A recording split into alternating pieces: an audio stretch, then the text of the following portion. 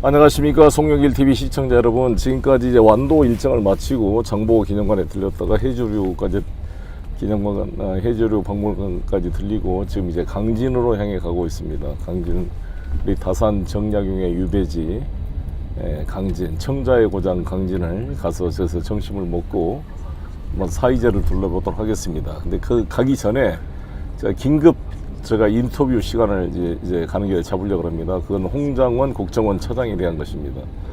홍장원 국정원 차장이 사실 이번 내란 진압 과정에 큰 역할을 했는데, 이상하게 이번에 이제 다 무혐의 처분되고 된 건데, 이번 이제 종합특검에서 뭔가 정치적인 판단을 했는지 홍장원 차장을 억지로 엮어서 지금 내란 관련 공범으로 기소를 하려고 지금 시도를 하고 있어서 이거 안 되겠다. 이거를 좀 제가 홍장원 차장을 만나서 이걸 선제적으로 무감을 밝히고 싸워라 그랬더니 계속 이제 신중하게, 이제 특검이 아직 결정도 안 했는데 미리 말하기는 그렇다 그러더니, 이제 최근에 언론에서 특검에서 이제 기소하는 걸로 가닥이 잡혔다고 보도가 나오니까 아마 어제 CBS 등에 처음으로 이제 홍장원 차장이 공개 인터뷰를 통해 자신의 무고함을 강조했습니다. 그래서 제가 오늘 제가 몇 번 홍장원 차장을 경유하고 만난 적이 있는데, 홍장원 차장, 그러니까 이게 최근에요. 그래서 이 어려움 때문에. 그래서 홍장원 차장을 긴급 한번 제가 송영길 TV에 전화로 연결해서 인터뷰를 한번 해보도록 하겠습니다. 어디 나오는 거예요? 이게 어디, 네, 라이브 어디 찾아봐 주세요. 근데 방송을 보면서 해야 되니까.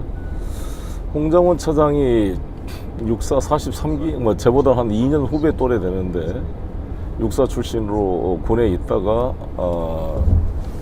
국정원에 파견돼서 정말 보수적인 분이죠. 또 박선원 의원의 그런 평가를 들어봐도 대단히 보수적인 분인데, 그래서 윤석열 정권에서 이제 차장으로 승진된 거 아니겠습니까? 그런데 정말 이번에 진압 정리 과정에서 큰 역할을 했거든요. 소리가 작습니까? 마이크가 꺼졌어? 마이크 잘 들립니까, 네, 여러분? 마이크가 잘 나옵니까? 마이크 들고 가겠습니다. 이따가. 그래서 이름을 잘못 썼다고? 홍장원이라고 안 써 있는가요? 이름 잘못 썼는가? 이름 수정했습니다. 이름 수정했다 그럽니다. 합니다. 오타가 나서.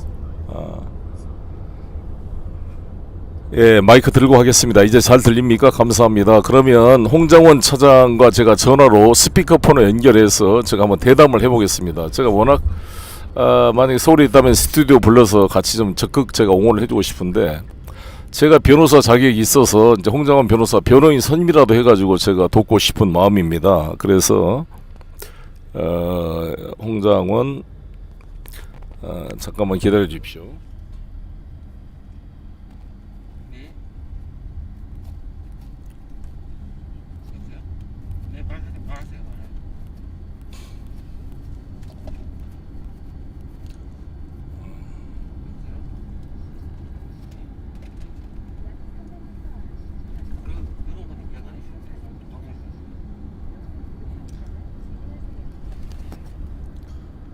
그러면 홍장원 차장과 전화를 해보겠습니다. 네, 전화 연결. 일반 전화로 해야죠. 홍장원 텔레그램 전화는 좀 불확실해서.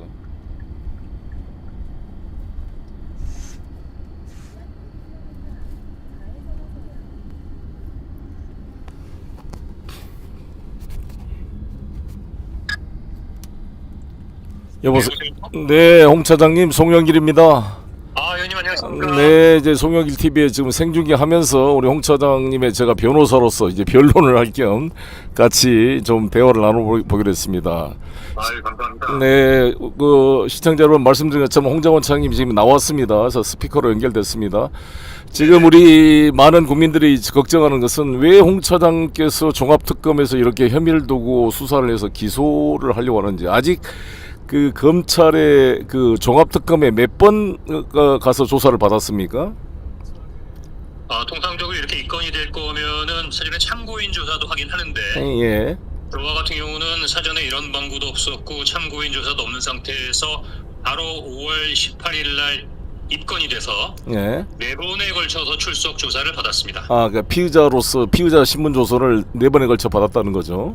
그렇습니다. 그 피의자 신문 조서를 작성한 그 신문자는 그 어떤 검사입니까? 그 특검 검사입니까?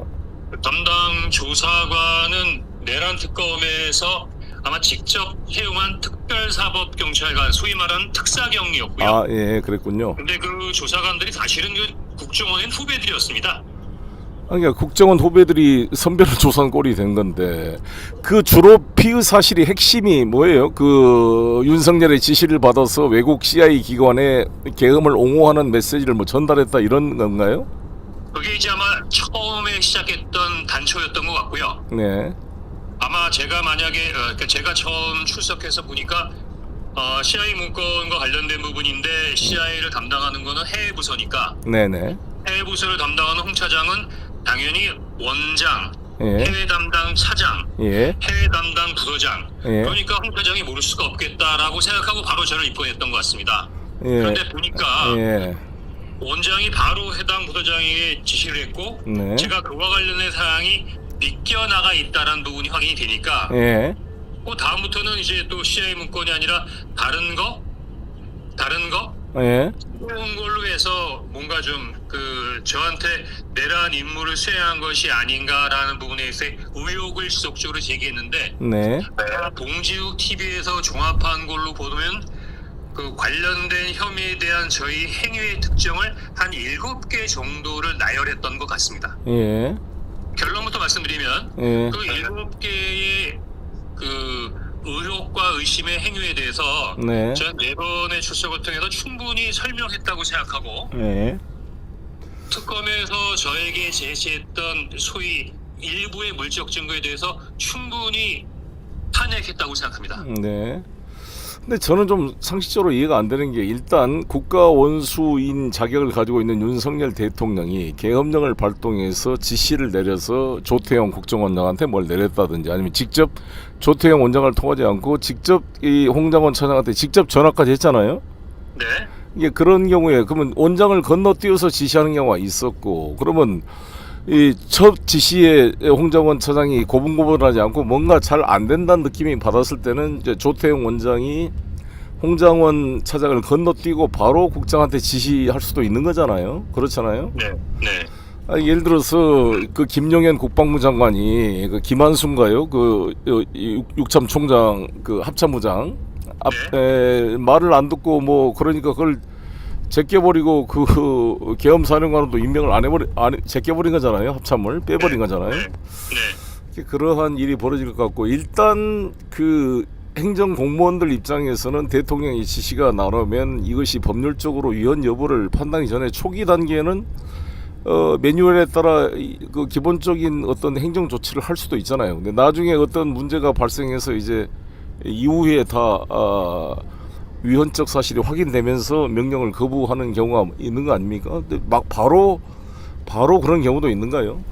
제가 보기엔 이게 좀 약간 인식의 차이라고 해야 네. 될지 아니면 네. 이해하지 못할 부분인데 예, 제가 처음 가서 조사받을 때 첫 번째 질문이 그 법무부에 있는 유역감찰관께서 법무부에서 회의를 할 때 바로 사표를 내고 그 회의장을 박차고 나왔다 그랬지 않습니까? 예, 그렇죠. 유역이가. 그분도 만약에 대통령으로부터 그렇게 지시를 받고 네, 국정원에서 만약에 그런 부분에 있어서 정무직회나 산하부장이 계셨다고 하면 아니 그때 이거는 불법 계엄이다. 예, 뭐 회의를 박차고 나가든 예, 아니면 사표를 내든 네. 왜 적극적으로 쉽게 말하면 반대 의사를 표하지 않았냐라고 물어보더라고요. 예, 예, 그런데 그 제가 이미 여러 번 그 진술도 했고 설명도 했지만 당시 국정원은 당시 상황에 대한 비상계엄이 발령될 수 있는 부분의 상황에 대한 정보가 전혀 없었다고 했지 않습니까? 그렇죠, 그렇죠. 전시 기타 이에 준하는 상황이 발생했는지 여부를 알 수가 없잖아요, 그때는. 네. 예, 더구나 그 관련된 부분에 있어서의 상황을 파악해야 되는 기관이지 않습니까? 맞습니다. 예, 그러면 일단 이유 여하를 막론하고 대통령이 방송국에 나가서 계엄까지 발령할 상태라고 하면 네, 국정원이 그냥 뭐 사표 내고 회의를 박차고 나가고 이렇게 업무를 기만하고 유미게 하는 것만으로 상황이 해결되는 건 아니잖아요. 그럼 오히려 무책임한 것일 수 있죠. 예, 더구나 이제 그 부분이 어떤 부분으로 비상계엄이 불법적이라는 부분이 확인될 때까지는 좀 신중해야 될 필요가 있고 네, 대신에 저는 예, 국정원 차장으로서의 역할을 진행하면서 네, 다만 대통령의 불법적인 지시에 대해서는 무작위를 통해서 거부한 거거든요. 그렇습니다. 예, 그렇죠. 그러니까 제가 보기에는 당시 지금 생각해 보니까 내란이고 네. 지금 생각해 보니까 불법 계엄이지. 예. 1년 반 전에 2023년 12월 3일 밤에 갑작스럽게 발생한 어떤 상황에 대해서 네. 100% 완벽하게 대처할 수 누가 있었을까요? 당연히 그렇죠. 그거는 뭐 다 우리가 일반적으로 예측할 수가 있는 것이죠. 그러니까 그런 부분에 있어의 시각의 차로 저에 대한 어떤 시각이 좀 다르게 생각하는 부분인 것 같고, 네. 또 하나는 이제 좀 지나갔으니까요. 한 네. 4차 조사받고 벌써 입건된 지 한 3개월 정도 지난 상황에서 특히 변호인들과 로펌에서 한번 공개된 조서를 통해서 정리를 한번 해보니까 네. 중요한 거는 지금 특검이 어떤 부분에 있어서 굉장히 중요한 그림을 그리고 있냐고 하면 네. 당일 내란의 밤부터 지금까지 쭉 진행가는 과정에서 군경이나 기타 기관에 대해서는 충분히 확인해서 거기에서 단죄했지만 대통령 직속기구이고 가장 정치적일 수 있는 국정원이 어떻게 내란에 관여가 안 될 수 있느냐라는 의혹을 갖고 있는 것 같아요. 네. 그래서 종합특검에서 별도의 수사팀, 국정원 수사팀을 만들어서 지금까지 수사를 진행하고 있는 부분인데 네. 뭐 저렇게까지 소위 말하는 정보기관의 서버까지 포렌식하면서 털다 보면 뭐 이런저런 내용들이 나올 수가 있겠죠. 네. 그러다 보니까 윤건영 정보위 간사께서도 그거는 안보조사국의 합법적인 업무 범위에 들어갑니다라는 안보위의 인물이라는 사실 공무상 기밀까지 지금 다 공공의한 사실로 언론에 보도되고 있는 거 아닙니까? 그렇죠. 예. 그러면 이렇게 뭐 또 현안 TF나 뭐 이런 부분에 있어서의 민간인 사찰 의혹 등등 하여튼 일탈적 상황이나 네. 불법적 상황이라는 부분이 수사 과정을 통해서 나올 수 있다고 생각하는데 그거는 별건이고 네. 제일 중요한 건 12월 3일날 국정원이 조직적으로 내란에 관여했는가를 입증해야 되는 게 훨씬 더 중요할 것 같고요. 네. 그런 과정에서 국정원이 내란에 관여했다는 부분을 단정하기 위해서는 당일날 대통령으로부터 임무 지시를 받았던 홍장원 차장이 반드시 내란 주요 임무 종사자여야 한다라는 것으로 끼워 맞추는 게 아닌가라는 심증이 드는데요. 네.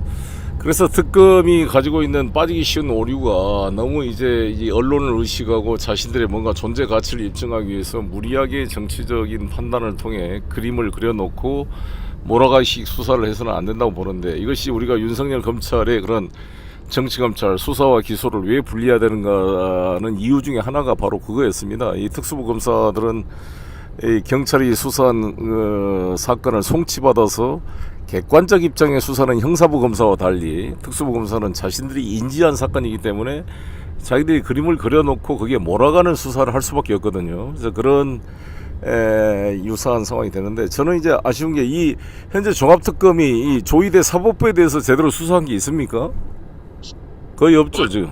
제 코가 석자라서 그것까지는 모르겠습니다만 거기에 대해서 조사했다는 얘기는 뭐 언론을 통해서 들어보지 못한 것 같습니다. 그러니까 제가 시청자 여러분, 제가 생각할 때 그렇습니다. 제가 지금 제가 당대표가 되면 조이대 대법원장 탄핵을 제가 공약으로 제시했습니다만, 계엄난 당일날 밤에 긴급 대법관들 회의를 열어서 관할 문제 같은 걸 상의했을 걸로 추측이 됩니다. 그러니까 계엄령 발동을 전제로 해가지고 어떻게 협력할 것인가를 상의한 게 아닌가 강한 의심이 드는데, 그에 관련된 좀 추사가 제대로 안 되고 있어요. 그리고 나서 12.3 이후로 이제 5월 1일 날 이재명 당시 민주당 대표의 선거법 위반 2심 무죄 사건을 대법원에서 유죄 취지로 파기 환송하기까지, 바로 그 이후에 한덕수 대통령 후보 출마까지 연결되는 과정이 긴밀하게 내란 세력과 상호 공모한 그런 느낌이 들 정도로 영합해 왔다. 그리고 서부지방법원이 폭도들에 의해서 진입이 돼서 기물이 파괴되고 판사들을 잡으러 가자라고 막 폭도들이 판사실을 휘젓고 다니는 엄청난 이런 사건이 발생했음에도 불구하고 그 사법부의 총수라고 하시는 대법원장이 이에 대해서 공개적이고 단호한 입장 하나 발표하지 않고 또 현장도 한번 안 가보는 이런 황당한 사법부를 대표하는 대법원장으로서의 자격이 의심되는 이런 일이 벌어졌거든요. 이에 대해서는 수사를 하지 않고 사실상 내란을 진압하는데 결정적 역할을 한 홍장원 차장을 이렇게 나는 특검이 무리하게 하는 것을 이해할 수 없고 많은 국민들이 좀 분노하고 있습니다. 이 문제에 대해서. 근데 제가 아까 홍 차장님 뉴스를 보니까 다른 이전 종합특검 이전 수사기관들도 다 이걸 한번 했는데 다 무혐의 처분했다는 게 어떤 건가요? 그러니까 제가 지금 12월 3일 내란 이후부터 그냥 있었던 게 아니고요. 네네. 굉장히 중요한 국가적 사건이다 보니까 국가적 사법기관으로부터 수차 조사를 받았습니다. 아, 당연히 그랬겠죠. 예, 2024년 12월부터 당연히 경찰 특수부, 검찰 특별수사본부, 공수처의 조사를 받았고요. 네. 그 다음에 국회 조사특위에서 청문조사도 받았지 않습니까? 아, 그렇죠. 예. 헌재에도 나가고 재판을 나가서 아마 도리어 그 피고인 측 변호인단으로부터 혹독한 현미경 검증도 받았던 거거든요. 그렇죠. 예. 더구나 이제 정부가 바뀌어서 이재명 정부가 출발하면 다음에 있었던 저희 1차 내란 특검에서 네. 그때도 4번에 걸쳐서 4차 조사를 받았던 것 같습니다. 고생했네요. 예. 예, 그때 물론 제가 이거 빨리 끝냅시다. 또 오라고 그러고 또 오라고 그러면 힘드니까. 네. 그래서 물론 야간 조사를 동의하기도 했지만 그때 조서 검토 끝나고 나면 새벽 4시에 검찰청 송사에서 나왔던 적이 한두 번이 아니었어요.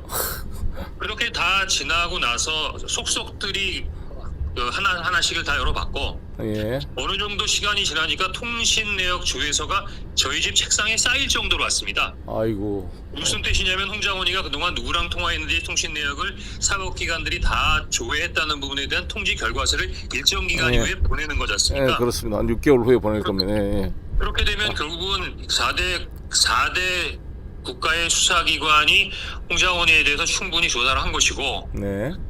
단순히 제가 진술하거나 언급한 부분만으로 판단한 것이 아니다라는 거지 않습니까? 네, 그렇죠. 그러면 예. 이번 종합특검이 저를 다른 죄명도 아니고 내란을 막은 사람한테 내란의 중요 임무로 종사했다고 지금 주장하고 있는 거지 않습니까? 그렇죠. 황당한 이걸 적반하장이라 그런 거잖아요. 그러면 네. 지난 1년 반 동안 수많은 사법기관하고 국회 재판 과정에서 검토됐던 모든 부분들이 사실이 규정되는 상태에서 홍장원이는 지금 내란 공범이라고 주장하는 건데 네. 그러면 내란 공범이라고 하는 것을 주장할 수 있는 확고한 부분에 있어서 새로운 범죄 사실이나 피해 사실을 얘기해 줘야 되는 거 아닙니까? 그렇죠. 예, 당연히. 지금 저희 변호사하고 얘기하고 있는 부분인데 4차 조사 동안 네. 처음에 2차 조사 때까지는 그 형사소송법 절차를 무시하고 저한테 어떤 피의 사실을 조사를 하고 있다는 내용까지도 공지하지 않았었습니다. 아이고 참.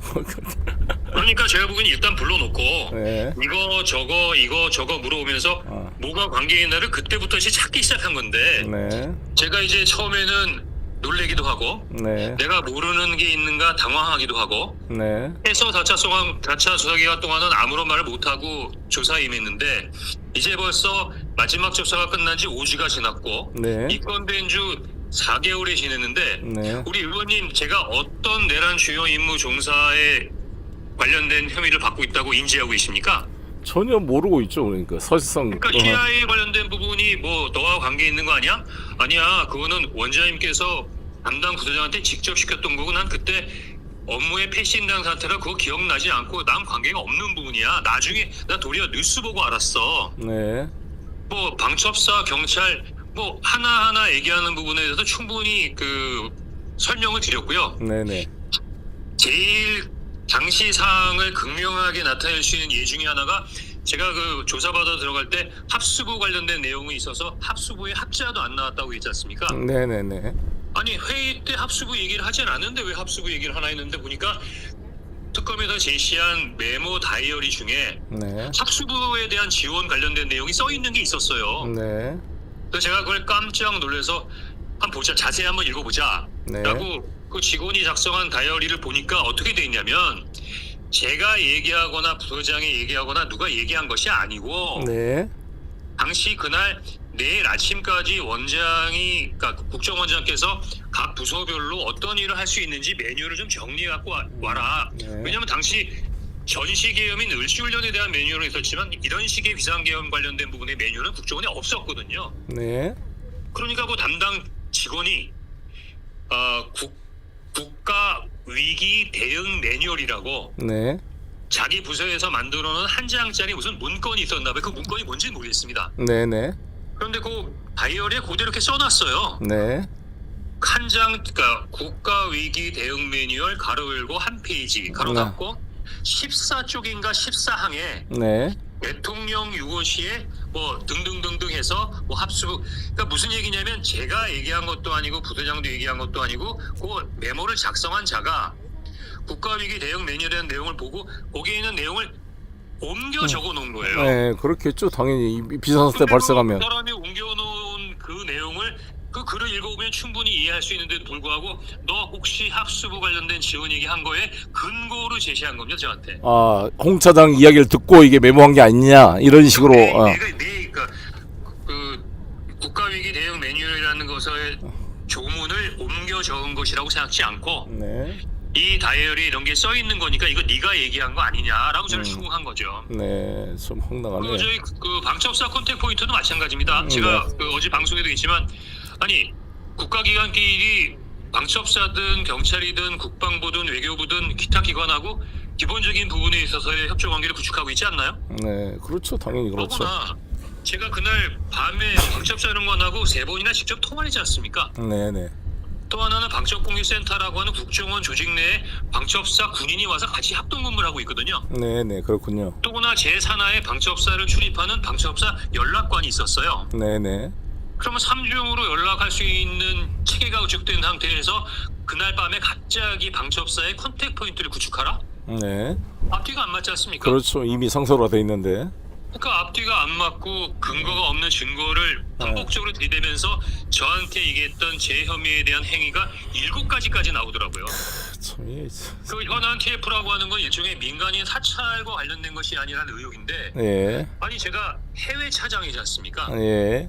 당시 10월달, 9월달이면 제가 우크라이나 관련돼서 우크라이나 전쟁터에 2번씩이나 출장을 갔다 온 그 시기인데 네. 무슨 제가 그 민간이 국내 관련된 사안에서 그 관심을 가질 수 있는 여력이 있었겠습니까? 네. 근데 재미있는 건 뭐냐면요. 네. 아니 내가 1차장인데 그 다른 차장 산하 업무를 어떻게 알겠냐? 네. 아니 홍 차장님이 실세였잖아요. 아니 제가 실세면 모든 걸 다 압니까? 원장님도 계신데. 네. 더구나 이거는 당신이 직무 대행 때 했던 내용 아닙니까? 예. 당시 원장님이 안 계시면 직무 대행이 있을 수 있죠. 네. 하지만 직무를 잠시 대행하는 사람이 다른 부서의 업무에 지시를 하고 다른 부서의 업무에 보고를 받고 이렇게까지 하지 않는다는 것은 공직자들은 다 알고 있는 내용이지 않습니까? 예. 더구나 예. 같이 국정원에서 근무했던 그 후배들이 그렇게 질문을 하는데 제가 인생을 잘못 살았나? 국정원이라는 조직이 이런 데였나? 라는 부분에 있어서의 참 여러 가지 생각을 많이 하게 해주는 시간들이고 있습니다. 아이고, 그래요. 우리 홍 차장님 너무나 정말 힘든 싸움을 하고 계시는데 저로서는 정말 제가 변호인 선임이라 돼서 싸워주고 싶은데 일단은 공개적으로 우리 홍 차장님께서 사실 저한테는 신중하게 했거든요. 우리 시청자 여러분. 그동안 이 특검이 아직 결론을 안 내고 있는데 미리 방송에서 이 문제를 제기하는 게 어떨까에 대해서 많이 고민을 하셨는데 저는 강력하게 이쯤 되면은 공개해서 국민들에게 이 상황을 알려야 된다 이렇게 제가 권유를 드렸고 드디어 어저께 홍 차장께서 이제 공개 인터뷰를 하면서 이 문제점들을 말씀을 했습니다. 저도 오늘 이제 잠깐 시간을 내서 홍 차장님과 전화 연결을 했는데 홍 차장님 제가 이제 서울에 올라가고 이 전대가 곧 끝나니까요. 전당대 끝나면 제가 본격적으로 뭐 변호인 선임을 하든지 해서 적극 제가 같이 돕도록 하겠습니다. 예, 정말 굉장히 바쁜 시간이신데도 불구하고 이렇게 시간을 내서 너무 감사합니다. 네네네. 제가 요거 한 가지 마지막으로 말씀드리면서 이제 클로징하도록 하죠. 네. 벌써 세월이 많이 지나서 사람들은 대부분 잊어버리고 있는 것 같은데요. 네. 시계열적으로 그 내란의 과정에 홍장원 차장이 했던 일들 한 번씩 리마인드 해보면 네. 여간에 체포자가 나가거나 위치 추적을 하다거나 대통령의 지시가 이행되지 않았다고 하면 12월 3일 날 대통령의 지시를 홍장원 차장은 거부한 것입니다. 그렇죠. 당연히 그렇죠. 그 다음날 12월 4일 날은 제가 조태용 국정원장에게 북한과의 군사 위협이 있을 수 있다는 불안감을 나타내고 있는 국민들이 계신 것 같은데 네. 이재명 야당 대표에게 한번 전화해서 상황을 설명드리자는 얘기를 했습니다. 네. 그런 얘기했다가 제가 그 지난 윤석열 정권에서 국가정보원법 위반 정치 위반으로 해서 그때도 고발돼서 피의자로 입건된 적이 있었어요. 아, 이재명 대표에게 전화 한번 하자고 얘기했던 그 말 한마디로 이 나쁜 놈들 말이죠. 예. 12월 5일 날은 제가 안보실 차장에게 예. 뭐 특별한 게 아니라 대통령이 인근에 있으니까, 더구나 언론에서도 지금 대국민 사과 얘기가 나오고 있으니까 네. 그냥 사적인 부분이긴 하죠. 사적인 문자긴 하지만 네. 이번에 이렇게까지 문제를 만들었는데 반드시 국민께 사과해야 된다 라는 네. 상식적인 제 의견을 전달한 거거든요. 역시. 반드시 사과해야 된다. 무릎 네. 꿇고 사과해야 된다. 예. 그 다음에 그 오후에는 제가 잊고 있었는데 재판에서 제 보좌관이 이렇게 진술했는데, 12월 5일 오후 2시에 용 차장이 가까운 보좌관 두 사람을 모아놓고 네. 아무래도 대통령실이 이상하다, 무슨 일이 일어날 것 같다고 굉장히 불안해하면서 이걸 어떻게 하지라고 고민했다는 겁니다. 네네. 그러면서 마지막에 야 이걸 알려야겠다라고 얘기하길래 보좌관이 어디에 알리시겠다는 말씀이십니까? 그래서 네. 이거 국민 아니면 국회. 네. 이미 제가 보기에는 12월 6일 국회에 가기 전에 그런 생각들이 정신없이 머릿속에 있었거든요. 그래서 네. 결국은 12월 6일 날 그 정보위원장의 요구로 간 거긴 하지만 정보위에서 그 12월 6일 날 국회 정보위에서 대통령의 불법적인 정치인 체포 사실을 폭로한 게 아니라 정시로 보고드린 겁니다. 그러면 그렇죠, 12월 3일부터 그렇죠, 12월 그렇죠. 6일까지 제어의 행적을 쭉 이어보면 사건은 이미 발생했고 네. 이 사건이 국가적 위기로 번져나가면 안 되겠다라고 하는 정말 안보를 담당하고 있는 공무로서 최선을 다한 거예요. 맞습니다. 그렇게 보여집니다. 제가 이렇게 예. 피의자에 입건되고 나서 고민하는 게 뭐냐면, 야 그때 복지부동 할 걸, 예. 아무것도 하지 말 걸. 예. 그러면 제가 보기에는 이렇게 그 피의자의 신분으로 떨어지는 일이 생기지 않았을까요? 아이고 그렇습니다. 아이 그렇습니다. 입장에서는 그렇습니다. 같이 예. 혼란이 있는 것 같습니다. 예. 그리고 아무튼 이제 다른 일정 때문에 우리 시간을 끊어야 되는데, 아무튼 옴창님 시간 걱정 마시고 힘내시고, 우리 모든 국민들이 우리 홍장원 차장의 그런 애국심, 정말 공직자의 자세에 대해서 많은 감동을 받고 있습니다. 그리고 이것은 좀 이 오해를 잘 풀리기를 바라겠고, 저도 최선을 다해서 우리 홍장원 우리 차장님을 응원하고 또 변론하고 지지한다는 말씀을 드리겠습니다. 우리 많은 저희 송영길 TV 시청자들이 지금 한 1,800명이 동시 접속해서 보고 있는데, 대부분 한결같이 응원 댓글을 보내주고 계십니다. 홍 차장님 절대 기소되기 전에 막아주세요라는 게 많고요. 저도 최선을 다하고 지금 특검에게도 제 의견을 전달하도록 하겠습니다. 그리고 정식 변호사로 선임을 해서라도 변호인 의견서를 제출하도록 하겠고요. 그리고 저는 특검에게 촉구합니다. 조희대 대법원장의 그런 내란 동조 혐의에 대해서 조희대 사법부에 대한 적극적 수사를 할 것을 강력히 촉구드리는 바입니다. 이 홍장원을 수사할 게 아니라 대법원을 수사해야 되는 게 아닌가, 이 말씀을 드리면서 오늘 일단 방송은 이걸로 마치고 제가 서로 올라가서 연락 올리겠습니다. 차장님. 예, 의원님 감사합니다. 네, 장님. 의원님도 화이팅. 여기 인사 한번 해주세요. 우리 시청자들이 한 1,800명이 지금 동시 접속하고 있는데. 예, 감사합니다. 2025년에도 주변에서 그렇게 말을 했지만 홍장원 거짓말하지 않았습니다. 2026년에도 똑같은 홍장원입니다. 감사합니다. 파이팅 홍장원. 감사합니다. 예. 네, 홍장원 아직 안 끊었죠. 예, 홍장원 차장님하고 이 긴급 인터뷰를 했는데, 제가 홍장원 차장님은 워낙 사람이 곧게 보이고 훌륭하게 보여서 저도 언제 한번 보고 싶다 그러다가 최근에 한 달 전인가요? 한번 이제 그때 인연이 돼서 연락이 돼서 식사를 같이 하면서 여러 가지 이야기를 들으면서 그분의 고든 성품에 제가 많이 반했습니다. 그래서 오늘 이렇게 억울함이 있을 때마다 제가 또 변호사 자격이 있으니까 법률적으로 저한테 상담을 많이 해서 제가 도와주고 그동안 법률적 조언을 해주고 있었습니다. 그래서 오늘 이렇게 내가 오늘 신문 보니까 어제 처음으로 이제 인터뷰를 했더라고요. 처음에 인터뷰를 빨리빨리 좀 해서 한번 정면 대응해라 그러는데 계속 고민하시다가 어제 하셔가지고 제가 오늘 긴급 우리 송영길 TV 시청자 여러분께 인터뷰를 했다는 말씀드리고, 또 이제 다음 일정 끝나고 다시 또 이따 라이브 또 찾아뵙겠습니다. 화이팅! 홍장원 의원님